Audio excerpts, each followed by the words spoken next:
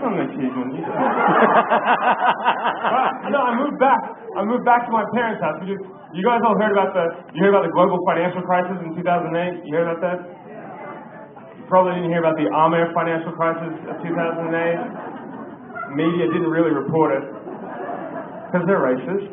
But anyway, I had to move home, and it was kind of a big deal. Like, white kids get kicked out of the house at 18, but if you're brown, your parents are like, no, we'd really like you to live with us until you die. So it was kind of a big deal when I moved out of the house, and it was kind of a big deal when I moved back. I had to come crawling back, and the day that I came back, my dad was waiting downstairs, and I got out of the car, and he looked at me and goes, hey, do you need some help taking your things upstairs?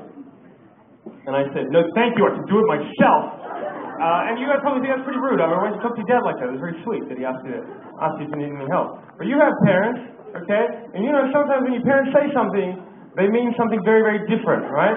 So my dad said, hey, do you need any help taking your stuff upstairs? What I thought he meant was, how does it feel? How does it feel? Oh, does it burn? Look who's back in my house.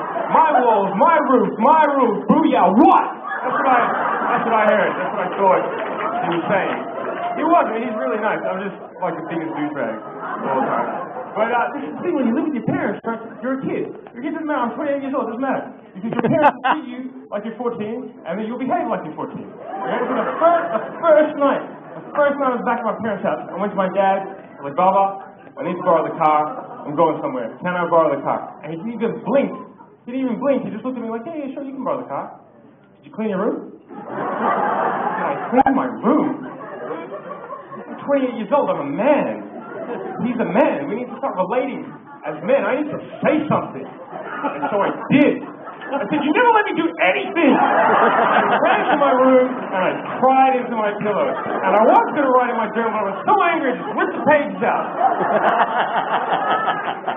Dad, I think he's disappointed in me. Like, I get this disappointed vibe from my dad. I think maybe because, like, I went to uni for 6 years and I did law, and then I didn't become a lawyer, and then I didn't get a job, and then I became a comedian. I think, I don't know, I haven't had the conversation, but I feel like that might be a factor in his attitude towards me. And sometimes he tries to have these heart-to-heart conversations. Like, he comes into my room, and he's like, oh man, I'm like, yes. He's like, sit down, just sit down on the bed. I'm like, okay.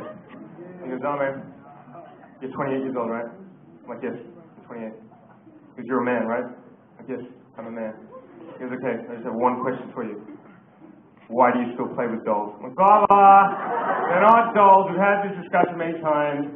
They're action figurines. They're highly collectible. They're worth a lot of money on eBay. Besides, girl stuff is like Barbie and Skipper, so I've been told. And these are like the boy things. Obviously, the boy things. Batman, Superman, Spider-Man, these are boy things. Now, if you don't mind, you've interrupted our tea party.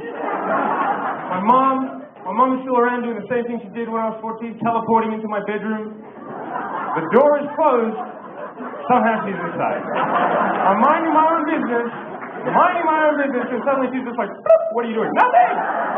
Wait, stop! We have boundaries, Mama, boundaries! And she's always listening in on my phone calls, right? This is the problem with the war on terror. If you take someone who's paranoid like my mom, it makes them like 700 times more paranoid, right? So I ever talk about politics or George Bush or whatever, she'll come running. She'll come running from the other side of the house. Hey, don't talk about those things on my telephone. Don't use those words on my telephone. Why, what's the problem? They are listening. Who's listening? They are listening. And I don't want them to come and raid my house because of you and your stupid friends. Okay, first of all, I think they have better things to do. And number two, clearly there's only one organization that taps for phone calls. It's you, Ma! It's you! You guys like rap music? You love rap music? Make some noise one more time for Awate Suleiman. He is the future of rap. Most Def knows about him. Kanye knows about him. Jay Electronica knows about him, and you saw him first. It could totally be cool 10 years from now. Oh yeah, watch this one. Someone who's like 19. I got some very important advice from my mom related to hip-hop when I was young. So I was listening to angry rap music all the time. One day she knocked on my door. Ame, open up. Like, yeah, what? Like, I want to tell you something very important. And it means something. And I want you to listen very, very carefully to me. Like, yeah, okay, what? She looks at me and she goes, Ame, one day you will understand that life is not always about yo, yo, yo. And that was 11 years ago. I still have absolutely no idea what that means. But it was important to her, so I nodded my head.